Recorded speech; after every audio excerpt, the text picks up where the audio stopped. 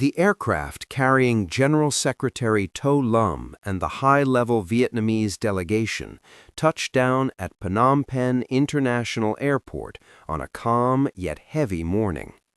Red carpets, honor guards, and formal diplomatic rituals created a facade of solemnity, but beneath this polished surface lay an atmosphere of deep tension within Cambodia's political leadership.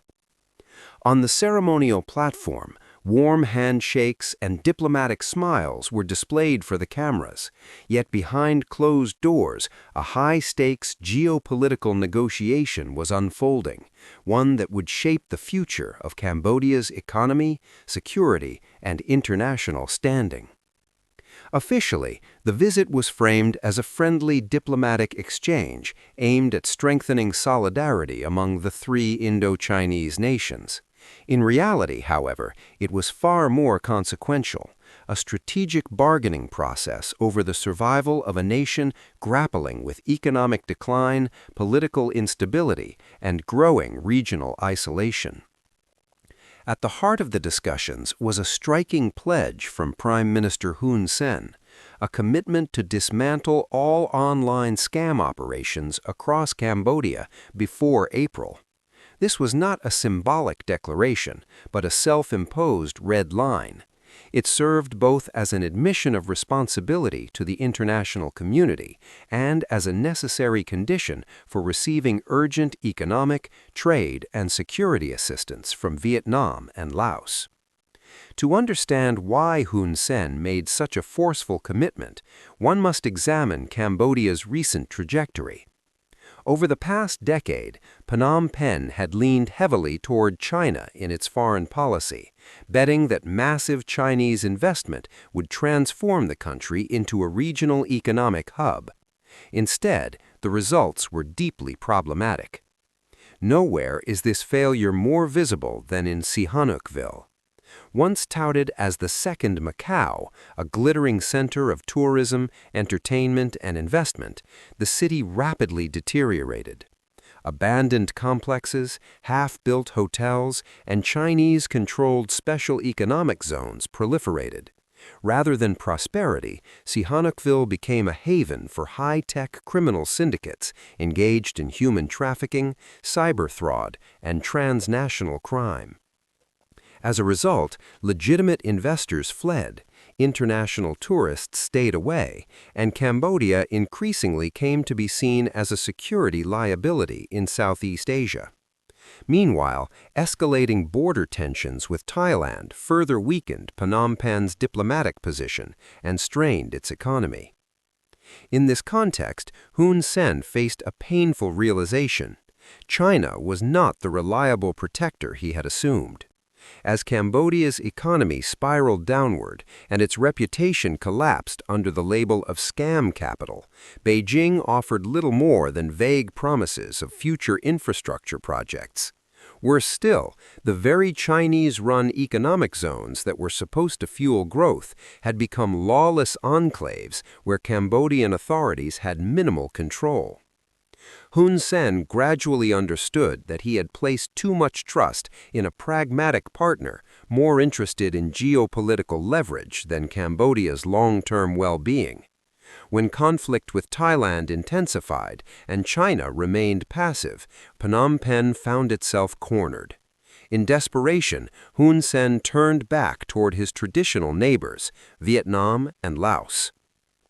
His urgent invitation to General Secretary To Lam and Laotian leaders was not merely diplomatic outreach, it was an implicit acknowledgement that Cambodia's previous foreign policy strategy had failed. Vietnam and Laos, however, were not willing to offer unconditional support. Both countries had suffered directly from Cambodia-based scam networks.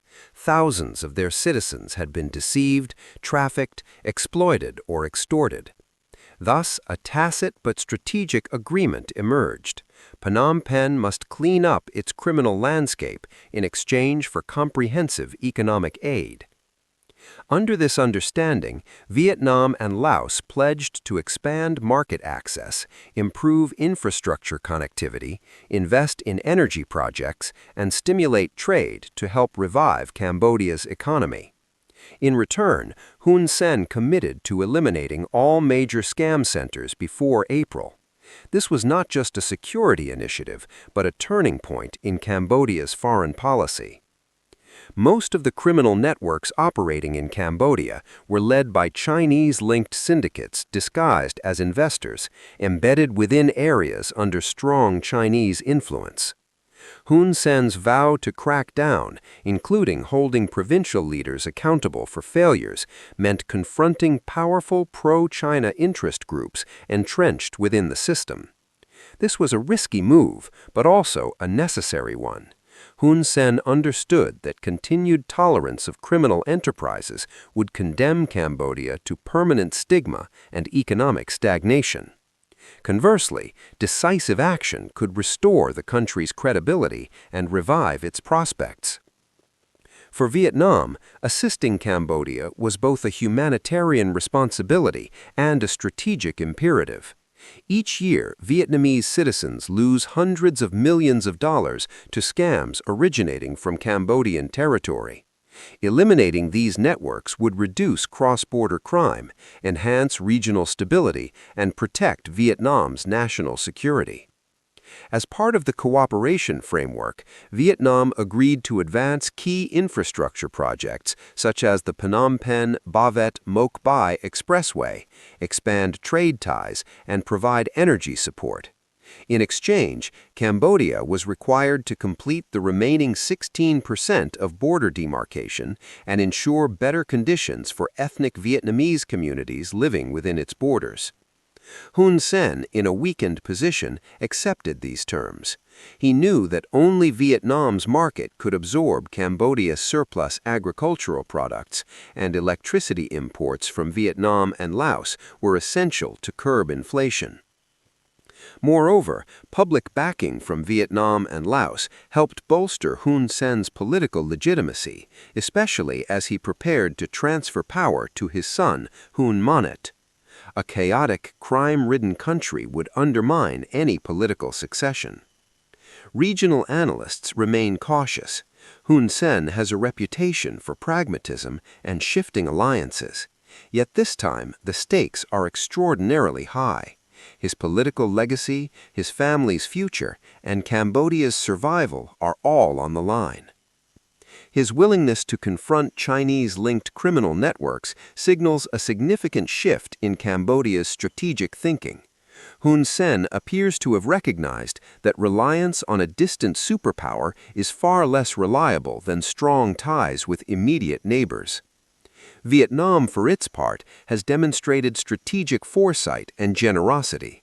Despite past tensions, Hanoi has chosen cooperation over confrontation, understanding that a stable and prosperous Cambodia benefits the entire region. General Secretary To Lam's visit, therefore, carried profound symbolism. Vietnam is prepared to stand by Cambodia during its most difficult period, provided Cambodia commits to genuine reform. April will be the decisive test. If Hun Sen fulfills his promise, Cambodia may enter a new era, transitioning from a pariah state associated with cybercrime to a responsible regional partner. If he fails, Phnom Penh risks losing its last allies and sinking deeper into crisis. For now, however, the handshake among the three Indo-Chinese leaders sketches a hopeful future, one of closer cooperation, improved security, and shared prosperity.